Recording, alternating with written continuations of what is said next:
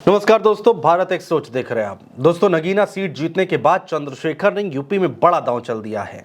चंद्रशेखर आजाद ने यूपी में 10 की 10 सीटों पर चुनाव लड़ने का ऐलान कर दिया है। और अंदर की खबर यह है दोस्तों कि चंद्रशेखर आजाद ने कई सीटों पर उम्मीदवार भी फाइनल कर दिए हैं। इसके साथ साथ चंद्रशेखर ने यूपी में दलितों के साथ साथ मुस्लिम वोटर्स पर अपनी नजर गड़ा रखी है।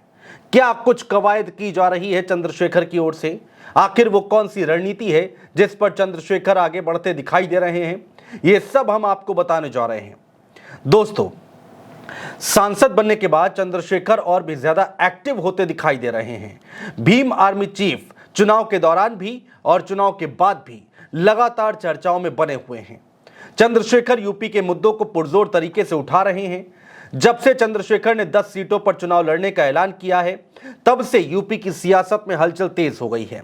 चंद्रशेखर के इस ऐलान के बाद यूपी की कई राजनीतिक पार्टियां हैं जिनकी टेंशन बढ़ती हुई दिखाई दे रही है। दोस्तों, चंद्रशेखर आजाद को दलितों का साथ मिल रहा है। साथ ही साथ चंद्रशेखर ने अल्पसंख्यकों को भी अपने पाले में लाने की कोशिशों को और तेज कर दिया है।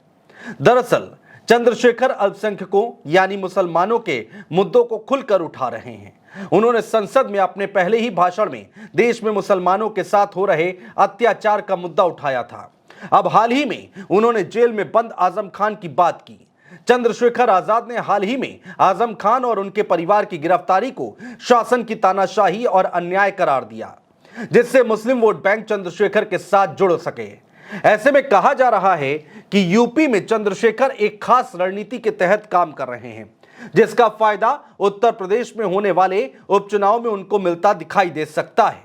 और अगर चंद्रशेखर को 10 सीटों पर पॉजिटिव रिस्पांस मिलता है तो यह तय मानिए कि चंद्रशेखर 27 के चुनाव में बड़ा खेल कर सकते हैं। दोस्तों, चंद्रशेखर जो मुद्दे उठा रहे हैं, उसके बाद यूपी में एक बड़ा मुस्लिम वर्ग चंद्रशेखर की तारीफ कर रहा है। नगीना सीट का रिजल्ट देखें तो यहां से चंद्रशेखर को भारी तादाद में मुस्लिम वोटर्स का साथ मिला। अब सवाल यहां पर यह उठता है कि चंद्रशेखर के पास क्या वो उम्मीदवार हैं जो उनकी पार्टी को जीत तक पहुंचा सकते हैं? इसके लिए चंद्रशेखर ने कवायद तेज कर दी है। मीरापुर विधानसभा सीट की बात करें तो करीब करीब चंद्रशेखर ने यहां नाम फाइनल कर दिया है। कुंदरकी विधानसभा सीट की बात करें तो यहां से एक पूर्व मंत्री के नाम पर मंथन चल रहा है। वहीं मझवा सीट पर चंद्रशेखर की नजर समाजवादी पार्टी के एक बड़े बिंद नेता पर है। कहा जा रहा है कि बात करीब करीब फाइनल हो चुकी है और जल्द ही औपचारिक ऐलान किया जाएगा।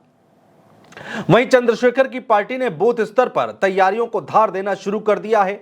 अलग अलग बूथों पर कमेटियों का गठन करना शुरू कर दिया गया है और पार्टी के कार्यकर्ताओं को एकजुट रहने के निर्देश भी जारी कर दिए गए हैं। दोस्तों, वहीं दूसरी तरफ मायावती ने भी 10 की 10 सीटों पर उपचुनाव लड़ने का ऐलान कर दिया। लोकसभा चुनावों में जीत हार का सबसे बड़ा फैक्टर अगर कोई साबित हुआ है तो वो दलित वोट बैंक साबित हुआ है। इसलिए इन उपचुनावों में यह भी तय होने वाला है कि आगे आने वाले वक्त में दलित वोटर्स का मसीहा कौन होगा।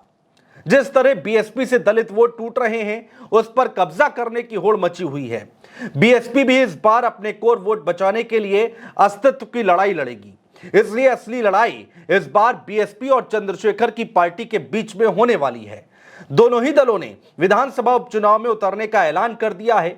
बीएसपी कभी भी उपचुनावों में अपने उम्मीदवार नहीं उतारती रही है, लेकिन दोस्तों इस बार हालात बदल चुके हैं। मायावती को लग रहा है कि अपने समर्थकों को यूं ही अकेला छोड़ देने से कोई दूसरी पार्टी उन्हें हड़प ना ले, उन पर कब्जा न कर ले। इसलिए लगातार चुनावी मैदान में उतरना जरूरी हो गया है मायावती के लिए। शायद यही वजह है दोस्तों कि मायावती ने उपचुनाव में उतरने का फैसला किया है।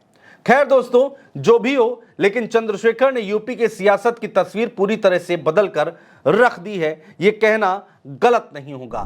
दोस्तों, उत्तर प्रदेश में 10 सीटों पर उपचुनाव होना है और चंद्रशेखर अब 10 की 10 सीटों पर चुनावी मैदान में उतरने जा रहे हैं। मायावती 10 की 10 सीटों पर उतरेंगी।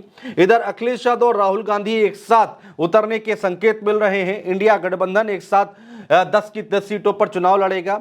वो दूसरी तरफ भारतीय जनता पार्टी है जो कि पूरा जोर लगा रही है।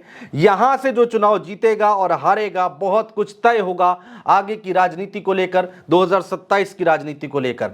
चंद्रशेखर की बात करें तो कितना उनके प्रत्याशी जिताऊ होंगे, कितना नहीं जिता पाएंगे, ये तो वक्त बताएगा, लेकिन कोशिश पूरी की जा रही है चंद्रशेखर आजाद की तरफ से। बहुत शुक्रिया दोस्तों।